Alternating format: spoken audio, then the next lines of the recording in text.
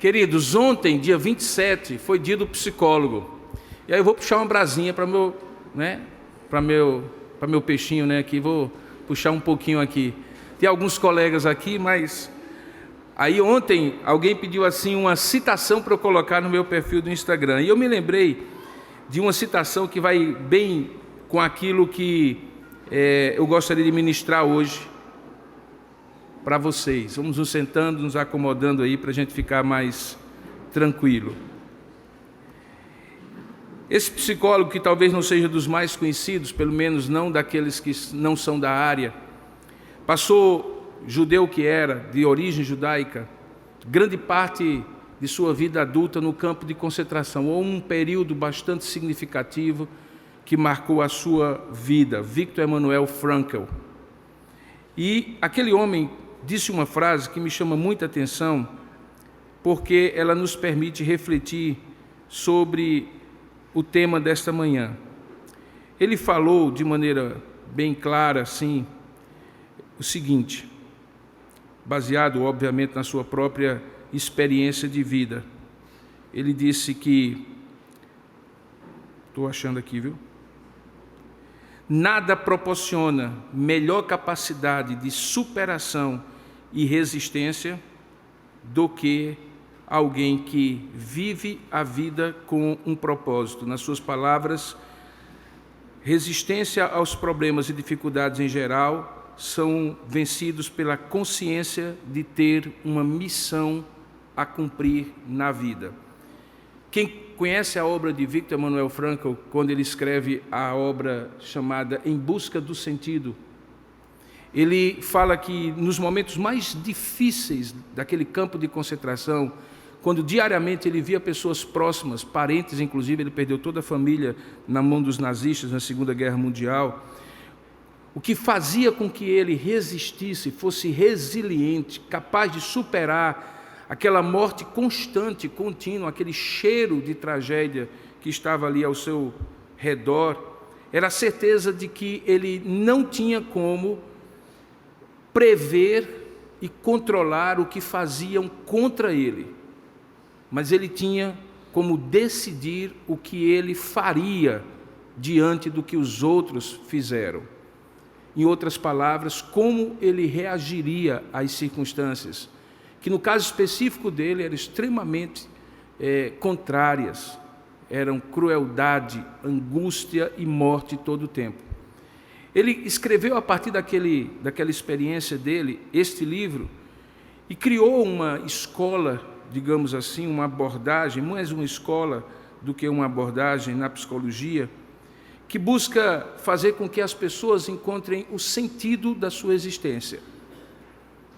Obviamente que em alguns momentos ele falha em não apontar necessariamente para que as pessoas olhem para o sentido maior da vida. Mas várias vezes ele diz que, porque esse homem é um ser espiritual, criado à imagem de Deus, ele judeu crendo nisso, esse homem consegue perceber que por trás de todas as circunstâncias há um propósito, porque Deus não colocou ninguém na terra em vão. Hoje nós vamos novamente caminhar com Paulo, o apóstolo, logo após ele ter se despedido da igreja com quem ele mais conviveu, que foi a igreja de Éfeso, e estar no finalzinho, mas no finalzinho mesmo, da sua terceira viagem missionária. A descrição que Lucas faz desse momento final, que se encontra em Atos capítulo 20, a partir do verso 36, é uma descrição cheia de emoção, de emoções contraditórias. Por um lado, muita tristeza, muita saudade, por outro lado, muita satisfação e contentamento por saber que ele estava indo na direção do seu propósito de vida que Deus havia estabelecido. O que eu gostaria de desafiá-lo nesta manhã é entender como um homem, como nós veremos à noite, quando eu ministrar a continuidade desse texto, era um homem marcado pelo seu destino, e o seu destino seria prisão e morte. Apesar disso, ele consegue extrair daqueles momentos mais difíceis da vida dele um sentido maior da sua existência que aponta para Deus. A consciência que ele tinha de que nada aconteceria por acaso, nem aconteceria sem propósito. Pelo contrário, como ele mesmo escreveu posteriormente, todas as coisas cooperariam para o bem daquele que ama a Deus e que é chamado segundo o seu propósito.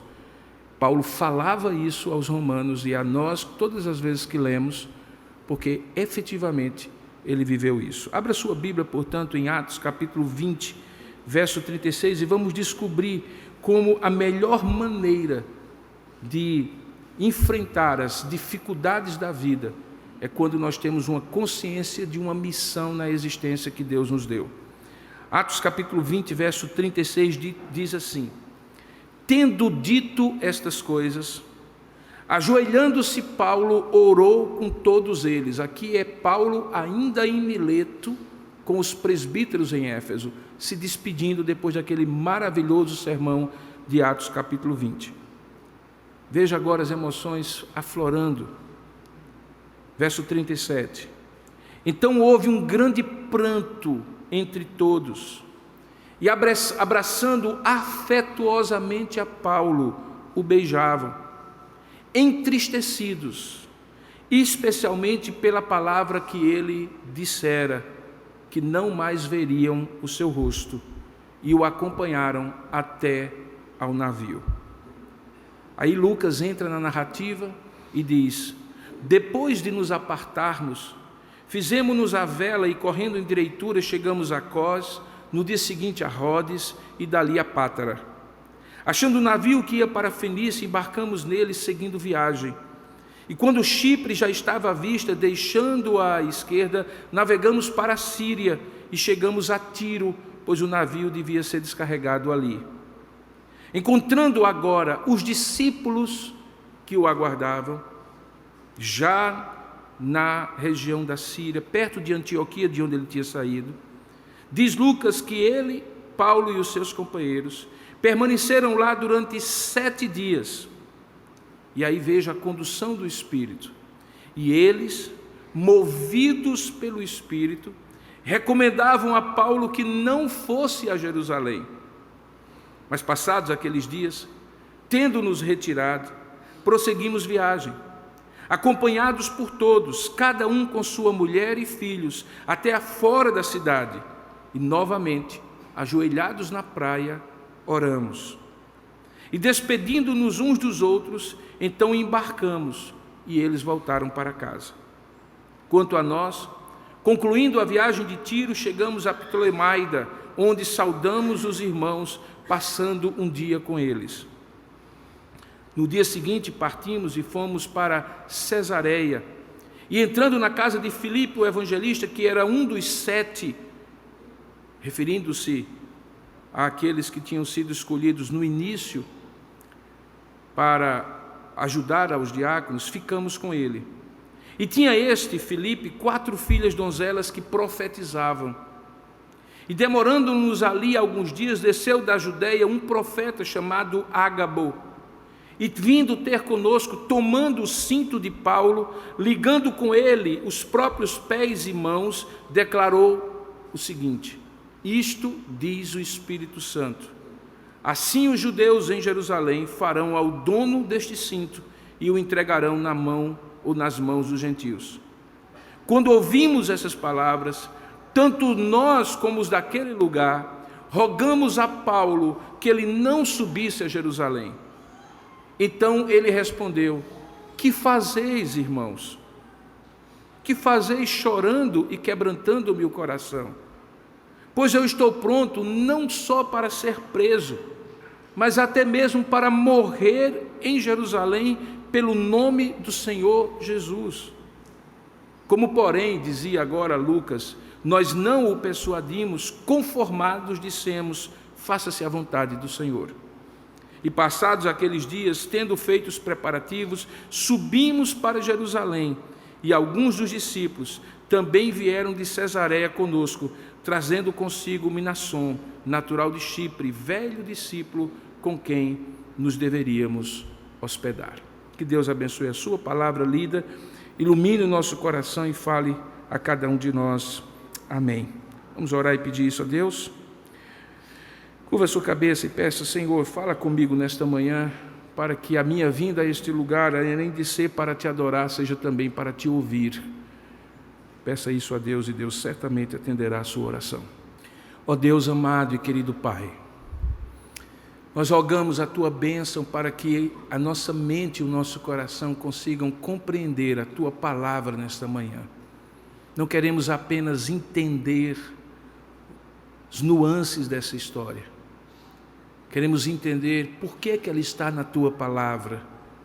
E Tu separaste dentro do Teu decreto divino e eterno, para que nesta manhã fosse a leitura e a exposição dela que viesse a nos edificar, crendo que nada ocorre por acaso e que nenhum de nós está aqui, nem aqueles que participam conosco à distância estão também presentes, ainda que virtualmente, que nenhum de nós está aqui, diante desta palavra, por acaso, que cada um de nós saia daqui, tendo recebido a Tua mensagem, seja ela qual for, que o Senhor aplique ao nosso coração.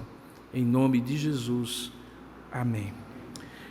Em Atos capítulo 9, quando Paulo se converte, e você conhece a história, ele era um perseguidor da igreja, tinha saído de Jerusalém com uma carta precatória, dada pelo Sinédrio, autorizando-o a ir até Damasco e prender todos os discípulos do Senhor e trazê-los para Jerusalém.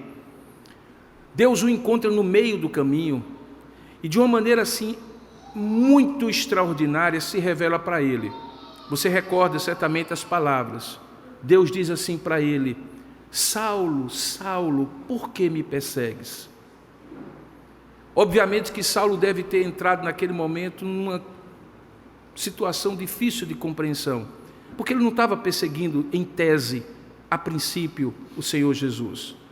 Mas quando o próprio Senhor Jesus diz: Saulo, Saulo, por que me persegues? Fica claro aquele homem de Tarso, zeloso, fariseu dos fariseus, um homem que tinha realmente um zelo, mas um zelo cego pelas coisas de Deus, que perseguindo os discípulos do Senhor, ele perseguiria o próprio Senhor.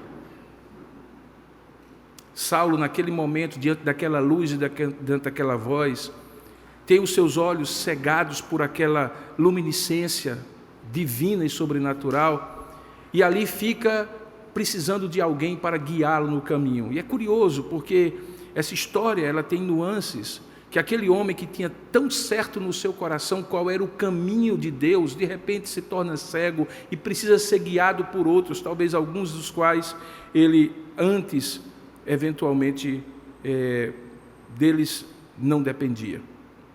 Enquanto Deus está fazendo isso com Saulo, lá no caminho de Damasco, em Damasco, um discípulo chamado Ananias é despertado por Deus, dizendo que ele deveria ir para o caminho de Damasco e encontrar lá justamente Saulo de Tarso. Eu fico imaginando que quando Deus disse estas palavras, vai, e disse para quem, e disse o nome Saulo de Tarso, possivelmente pela reação de Ananias, o temor se instalou no seu coração, porque todos sabiam quem era Saulo de Tarso, o grande perseguidor da igreja. E Ananias argumenta com Deus, dizendo que aquele homem tinha vindo ou estava vindo para Damasco justamente para persegui-lo. E aí Deus diz umas palavras para ele que são absolutamente extraordinárias. Se você puder abrir em Atos capítulo 9, verso 15 e 16, você perceberá que palavras poderosas são essas. Atos capítulo 9, verso 15 e 16. Deus diz assim para Ananias: vai, porque este, referindo-se a Saulo, é para mim um instrumento escolhido para levar o meu nome perante os gentios e reis, bem como perante os filhos de Israel. Mas veja o que é que diz o verso 16: pois eu lhe mostrarei quanto importa sofrer pelo meu nome. Ananias vai, ora por aquele homem, as escamas caem e o discipula inicialmente. E a partir dali, Saulo de Tarso, que havia morrido para o mundo na estrada de Damasco, ressuscita para o reino de Deus, se torna o grande apóstolo Paulo. Escreve 13 dos 27 livros do Novo Testamento. Planta igrejas na região da Judéia, na região do Oriente Médio, da Ásia Menor, Turquia e da Europa. Vai até Roma, e não se sabe ainda se ele chegou até mesmo às fronteiras mais longínquas do Império Romano na Espanha. Ninguém, a não ser o próprio Senhor Jesus, tem um impacto para o cristianismo tão grande como o apóstolo Paulo. Para muitos, ele é o grande sistematizador da teologia cristã, da doutrina cristã. Mas agora ele está encerrando a sua terceira viagem missionária, cumprindo isso que Deus havia dito a Ananias. Não apenas a primeira parte, que seria, e de fato foi, muito honrosa para ele, porque se você lê os relatos, como nessas últimas semanas nós temos, da primeira, segunda e terceira viagem, você vai encontrar Paulo realmente diante de grandes autoridades, levando o evangelho inclusive para os gentios em outras terras, mas agora cumprindo, ou prestes a cumprir, finalmente, a última etapa da segunda parte desse versículo, o versículo 16. Quando Deus diz: e eu lhe mostrarei quanto importa sofrer pelo meu nome. Paulo é um homem marcado pelo seu destino, e que agora se aproximava cada vez mais do desfecho da sua vida. Ele era um homem marcado pelo seu destino. Se você entendeu o texto que nós acabamos de ler, certamente você perceberá que isso não era algo fácil nem para Paulo, nem para os seus amigos, companheiros de viagem.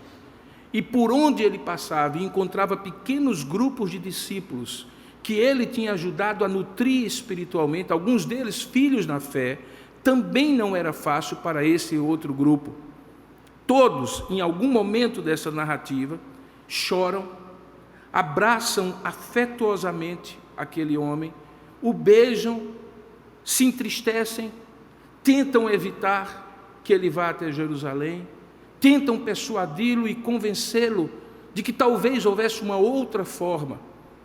Mas o próprio apóstolo Paulo também repercute esse choro, essa lágrima, esse sentimento, quando ele mesmo chega a um ponto que diz: parem, irmãos, porque vocês estão quebrando o meu coração. No versículo 13, que fazeis chorando e quebrantando-me o coração? Porque como um homem, sabendo que Deus já havia lhe dito, desde quando ele falou ali para os presbíteros em Mileto, os presbíteros de Éfeso, de que eles não mais veriam o seu rosto, que o seu destino estava traçado, que Deus havia marcado um tempo, uma ocasião e uma cidade onde ele passaria exatamente as mesmas circunstâncias de julgamento injusto e cruel que o seu Senhor Jesus Cristo passou. Como nós veremos nas próximas semanas, parte do julgamento de Paulo é uma repetição do que aconteceu com Jesus Cristo. A injustiça, as acusações falsas, as falsas testemunhas, o processo que não era legal e uma série de outras coisas fazem de Paulo alguém completamente identificado com Jesus nessa etapa final da sua vida, em que ele e o Senhor Jesus passam pela mesma via crucis. Mas ao mesmo tempo, nesse mesmo versículo 13, Paulo demonstra a plena consciência de que, independentemente das emoções, da tristeza, da saudade, e eu diria até mesmo do receio do que haveria de ser enfrentado, porque ele sabia que seria seria preso e julgado em Jerusalém e futuramente até mesmo martirizado por Cristo, mas ele não sabia quais as circunstâncias, o tempo, o modo como isso aconteceria. Ele diz ainda no verso 13, depois de apelar àqueles irmãos para que parassem de chorar, quebrando o seu coração, que ele estava pronto, não só para ser preso, mas até para morrer em Jerusalém pelo nome do Senhor Jesus. A palavra que Paulo usa, eu estou pronto, é a mesma palavra que em outros lugares do Novo Testamento expressam uma resolução firme e inquebrantável, uma decisão sem volta, uma dedicação completa, algo que ainda não estava, algo que não estava em aberto, que já estava definido, e que ele tinha se entregue a isto de maneira completa e cabal. Ele estava pronto de corpo, alma e espírito para ir a Jerusalém, não apenas para ser preso, mas como ele não conhecia as circunstâncias, disse até mesmo para morrer em Jerusalém, coisa que não aconteceu, mas que havia disposição dele, de que se acontecesse ele estaria disposto a fazer. De onde vinha essa convicção, irmãos? De onde vinha essa força? De onde vinha essa capacidade de tomar essa decisão, de deixar tudo para trás e entregar-se a uma causa? Talvez um dos melhores argumentos que se usa historicamente para demonstrar que a ressurreição de Jesus Cristo é um fato, e que toda a história que tentaram criar de que roubaram o corpo dele e que, portanto, tudo era uma farsa, uma narrativa da igreja primitiva, é o fato de que ninguém pode estar disposto a morrer por uma mentira. Mas por uma verdade, várias pessoas na história já morreram. No caso dele, particularmente de Paulo, uma verdade que o havia arrebatado. Em outras partes do Novo Testamento, Paulo diz assim: tudo que eu tinha, tudo que eu conheci, eu considerei como um refúgio, como algo descartável, como um lixo que você coloca para fora de casa, por mais valioso que seja, por causa da sublimidade do amor e do conhecimento de Cristo. Paulo era um homem marcado por um destino, porque era marcado pelo Senhor do destino. Não era apenas alguém que tinha uma espécie de entrega estoica, do tipo assim: estou me sacrificando, mas isso é penoso para mim, é porque não tem jeito de escapar, ou algo parecido. Não. Paulo identifica em outros lugares do Novo Testamento a possibilidade de sofrer por amor a Cristo como um privilégio.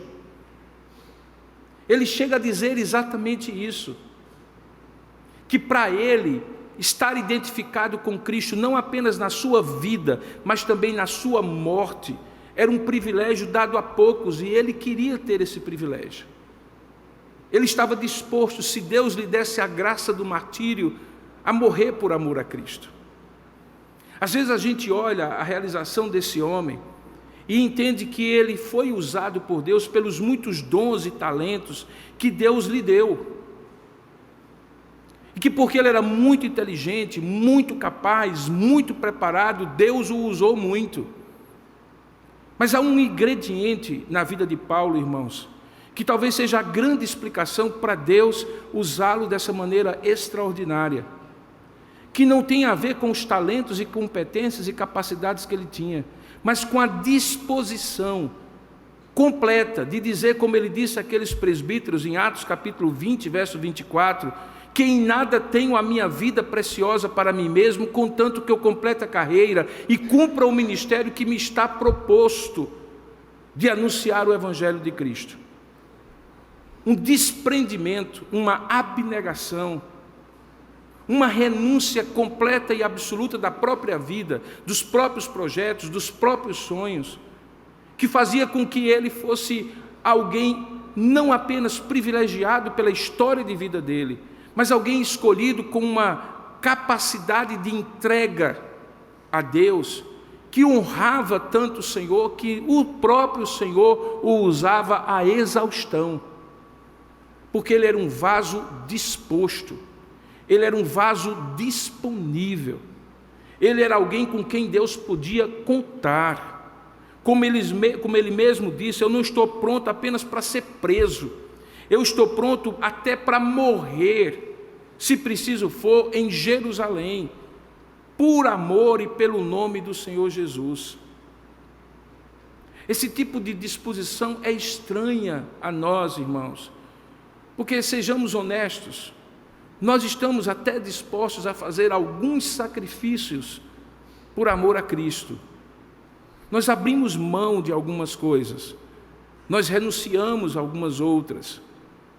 Nós colocamos a nossa escala de valores, Deus, acima de muitas coisas que até tempos atrás eram muito importantes para nós. E diga-se de passagem, um dos principais sinais de uma vida realmente transformada pelo Evangelho é a inversão da sua escala de valores. O apóstolo Paulo coloca nos seguintes termos, que aquele que amava o pecado não ama mais, aquele que tinha prazer no pecado não tem mais. Essa inversão de que aquilo que era importante deixa de ser, é talvez um dos grandes sinais da transformação, da regeneração do Evangelho. Mas a ponto de eu e você abrirmos mão da nossa vida, irmos para o sacrifício do martírio. Queridos, eu acredito particularmente que talvez em anos vindouros, se nós ainda estivermos aqui, talvez alguns de nós serão convidados, convocados para esta decisão dura de morrer por amor a Cristo, como hoje, nesta data, 28 de agosto de 2022, há cristãos em outros lugares do mundo que estão sendo convidados. E eu coloco em termos de convite, porque, segundo as páginas do Novo Testamento, o martírio é uma graça, não é um sacrifício. Não tem poder expiatório, santificador.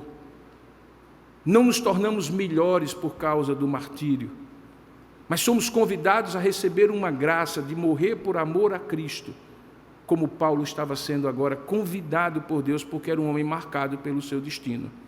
Ele era marcado pelo seu destino porque ele era marcado pelo Senhor do destino. E ser marcado pelo Senhor do destino tem 3 implicações fundamentais. Primeiro, você não é mais dono de você mesmo. A gente tem algumas ilusões na vida, irmãos, de que nós temos as coisas. A vida vai passando e a gente vai descobrindo que nós não temos as coisas. Elas nos são dadas por empréstimo e usufruto por um período de tempo. Para ser bem sincero, nós não temos nem as pessoas que nós mais amamos e que mais nos amam, porque elas também são colocadas na nossa vida por um tempo como os sinais da bênção de Deus, mas elas não são nossas. Quando, porém, chega a um ponto de chegarmos à conclusão de que não somente coisas, não somente pessoas, mas a nossa própria vida não nos pertence, nós conseguimos entender que somos marcados pelo Senhor do destino. Porque, de fato, nós não nos pertencemos. Não apenas a vida biológica é limitada ao que Deus tem para nós, mas a própria disposição de alma nossa, de fazer ou não fazer, de projetar e planejar futuro, está completamente sob a soberana vontade de Deus, a ponto de nós não dominarmos sobre isso. Podemos, nesta manhã, estar cheios de planos para o dia, cheios de planos para a semana e para o restante do ano. Tiago, inclusive, adverte sobre isso. Ele diz assim: quando você disser eu farei isso, aquilo ou aquilo outro, é melhor dizer, se Deus quiser, eu farei isto, aquilo ou aquilo outro. Porque absolutamente não temos controle sobre a própria vida. Mas não ter controle sobre a vida e entender-se dessa maneira resignada e conformada é uma coisa. Mas como nós não temos controle desta vida, e entregá-la e consagrá-la a Deus é outra coisa completamente diferente. É possível você saber que não tem controle sobre a vida, porém ter uma atitude resignada, fazer o que ninguém tem mesmo, e o que vier você ir tocando a vida, às vezes sem propósito. Mas o que Deus quer, na verdade, é que você, não tendo controle sobre a sua vida, você entenda que aquele que tem precisa tê-la por inteiro. Já que não é você o dono da vida, que a sua vida seja entregue inteiramente àquele que é o dono, seja devolvida, consagrada, dedicada a Ele. E aí o que vai acontecer é o que ocorreu com Paulo. Alguém será profundamente usado por Ele e satisfeito com a vida que Deus lhe der, com os destinos que Deus separar para ele. Haverá momentos de alegria, de plena satisfação, de abundância, mas também haverá momentos de escassez, de tristeza, de lutas, e o que permitirá que você diga, como Paulo disse em outra passagem: eu sei viver assim e assim, porque tudo posso naquele que me fortalece. A gente quer dizer isso, mas para a gente dizer isso, a vida que não é nossa precisa ser completamente de Deus. Deixe-me dizer sobre isso mais algumas coisas. Ou você faz isso de maneira consciente, plena e resoluta: estou pronto para ir à minha Jerusalém, não apenas para o que eu prevejo, mas para o que Deus tiver para mim,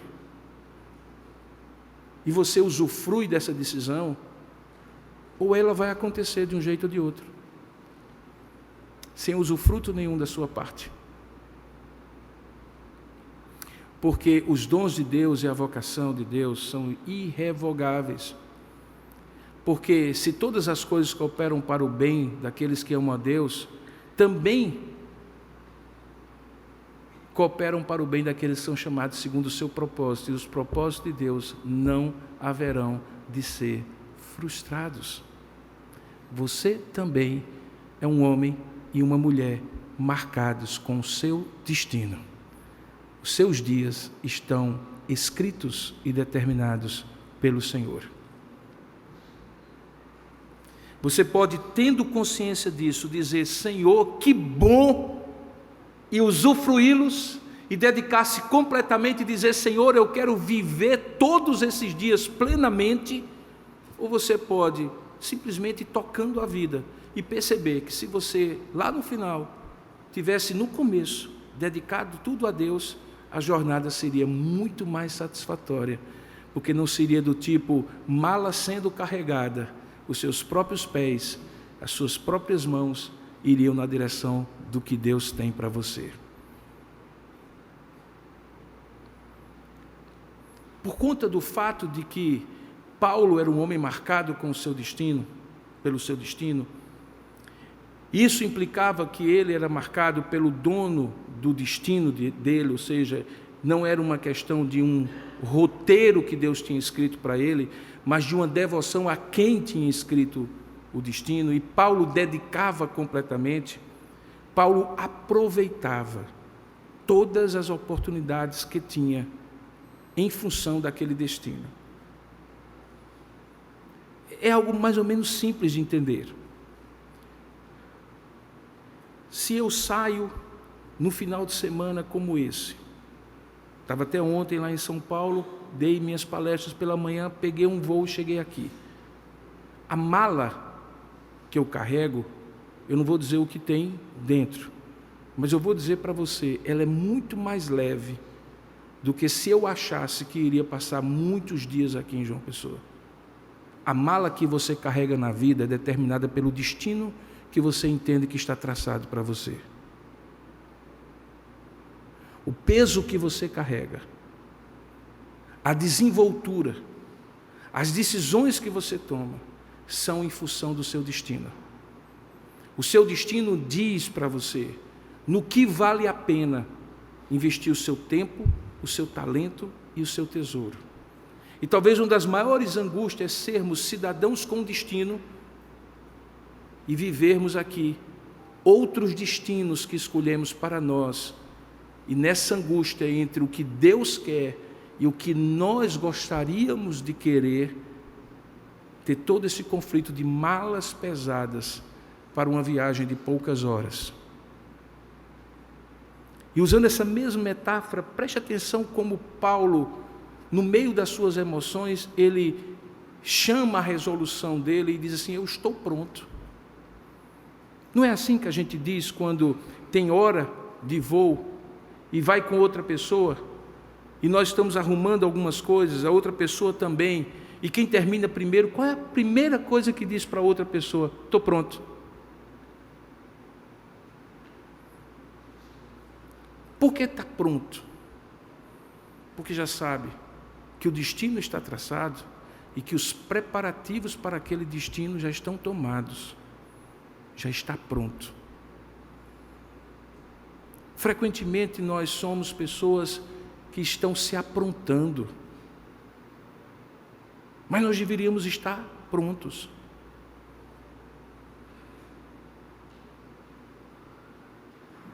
Como eu tenho descoberto cada vez mais, a partir do tempo que vai se passando, a gente precisa de muito pouco, queridos irmãos, para viver e ser feliz. Muito pouco. Essa coisa que fica efervescente dentro de nós, de fazer malas pesadas, carregamentos pesados na vida, e não termos a desenvoltura de em qualquer momento dizer estou pronto, traz muita angústia à alma. Eu não estou advogando que você seja irresponsável e alienado. Eu estou advogando que você tenha consciência de qual é o seu destino e, por conta disso, prepare sua mala em função desse destino. Nós temos um destino na vida. Deus marcou a gente com um destino.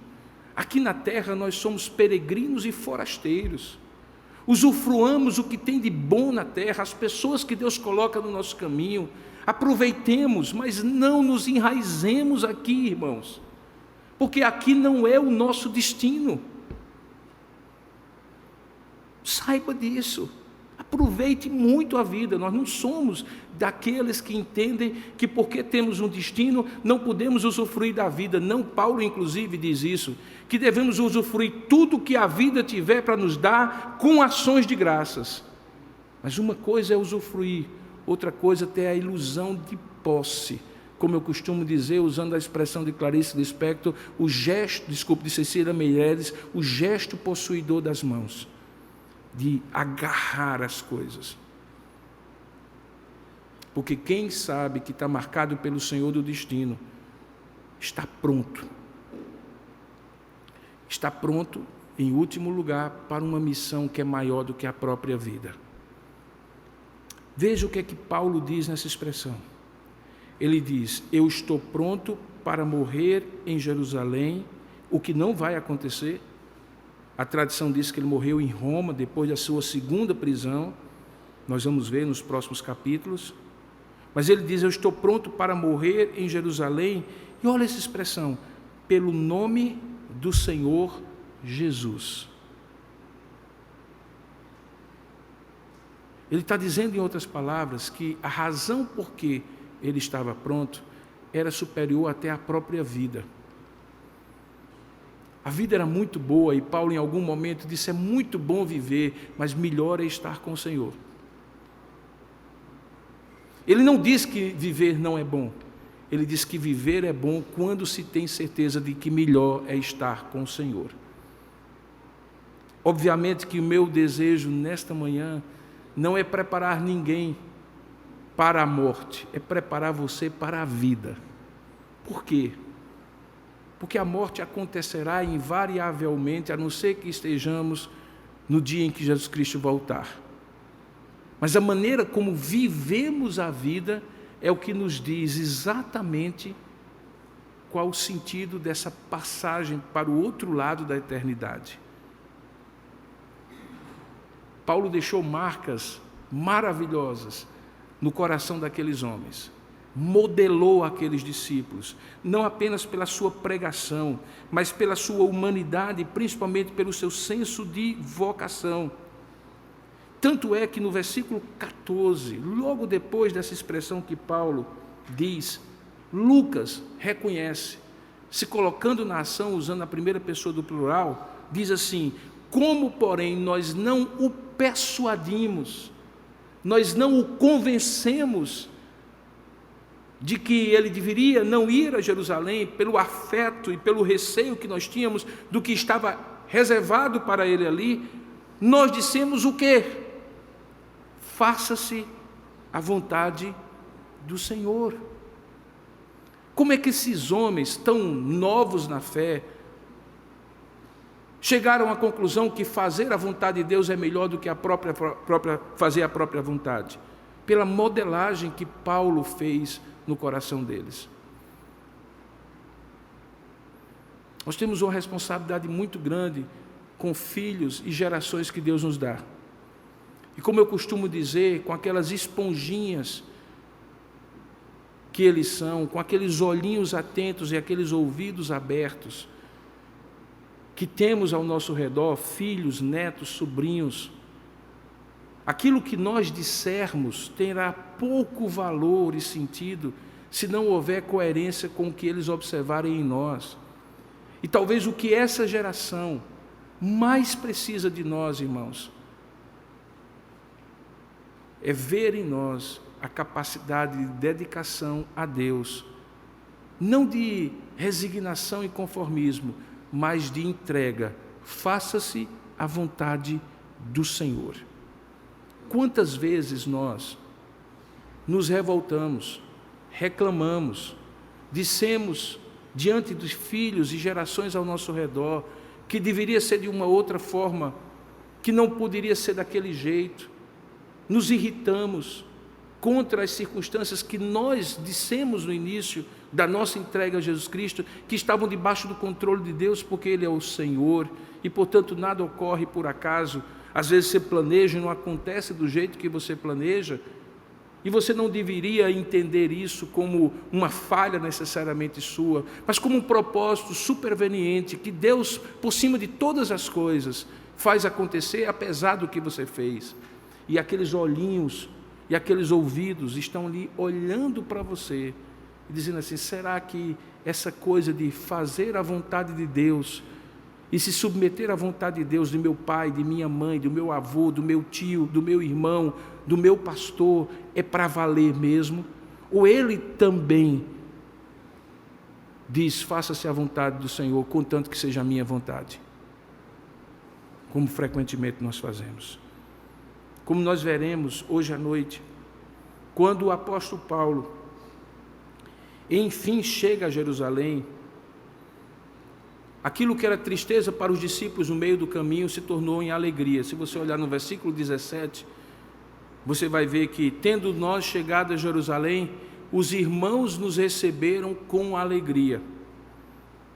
E parte da alegria daqueles irmãos tinha a ver com o que eles tinham ouvido. Veja o verso 19 e 20. E tendo-o saudado, contou minuciosamente o que Deus fizera entre os gentios por seu ministério.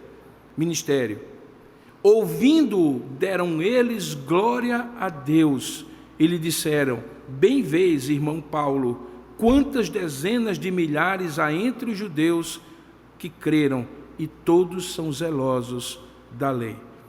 Aqueles que seriam zelosos da lei seriam aqueles usados pela sua ira e crueldade para aprisionar Paulo ali em Jerusalém, como nós vamos ver hoje à noite. Mas o que me chama a atenção é que ouvir o que Deus fizera entre os gentios pela boca de Paulo trouxe alegria a alguns, enquanto a partida de Paulo tinha trazido tristeza a outros no caminho. Porque a vida é assim, irmãos. O que para alguns é tristeza, para outros é alegria. E na tristeza e alegria, Deus cumpre a sua vontade, porque você, assim como Paulo, é alguém marcado por um destino e por um propósito que Deus já determinou para a sua vida. Procure conhecê-lo. Procure vivê-lo. Cada dia. Hoje, o meu propósito é estar aqui, nesse púlpito. Eu não sei se eu vou estar domingo que vem. Eu espero estar hoje à noite. Nesse momento, sendo o último ou uma sequência de outros, eu devo viver plenamente esse momento e entregar a mensagem de Deus para você. Eu digo para meus filhos algo que eu compartilho com vocês. A pior coisa da vida é quando você tem que viver a vida que você tem que viver, imaginando e desejando a vida que você gostaria de ter.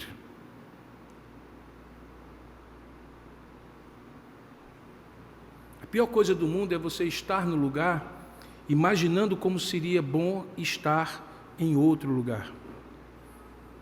A pior coisa do mundo é você estar com alguém imaginando como teria sido bom estar com outra pessoa.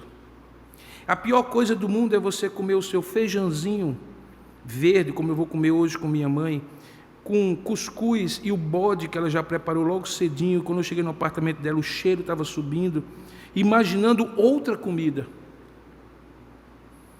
Que eu me delicie com isso, não apenas pelo sabor da comida, mas pelo prazer da companhia, das pessoas que compartilham da mesa comigo. Que eu aproveite isso aqui, porque pode ser que amanhã eu não tenha. E ficar imaginando se eu terei ou não, tentando descobrir qual é a vontade de Deus daqui a 200 anos, é a pior maneira de você não viver a vontade de Deus hoje. Viva plenamente a vontade de Deus hoje.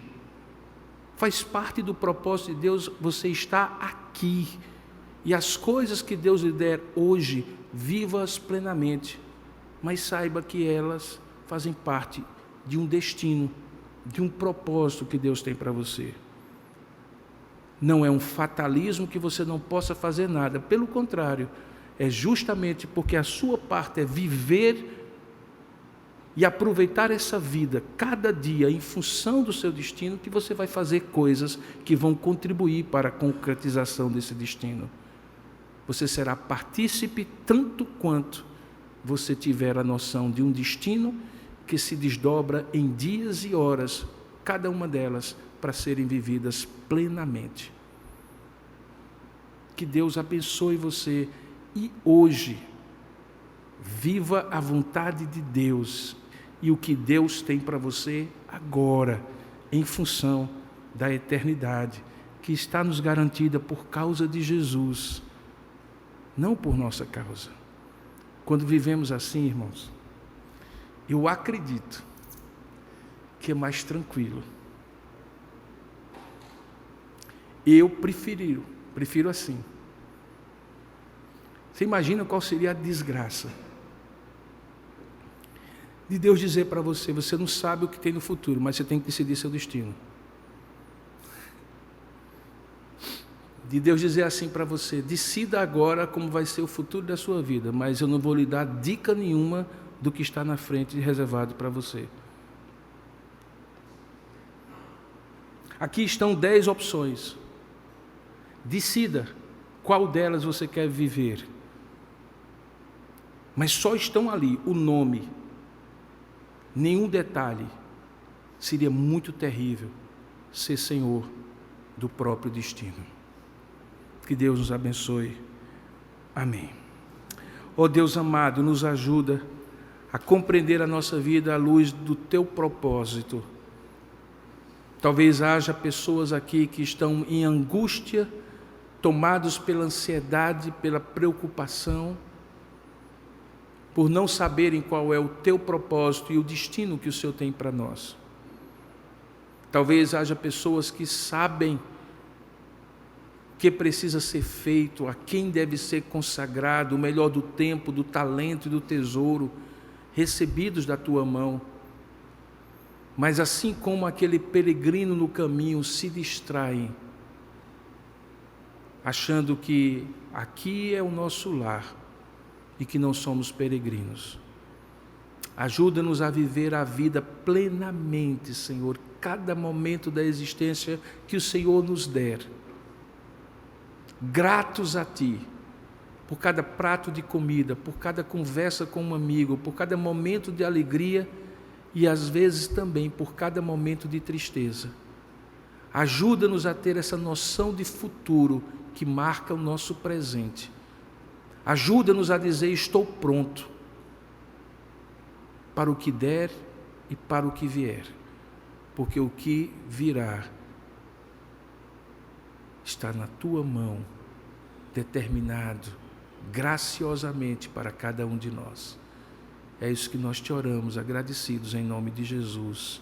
Amém, Senhor.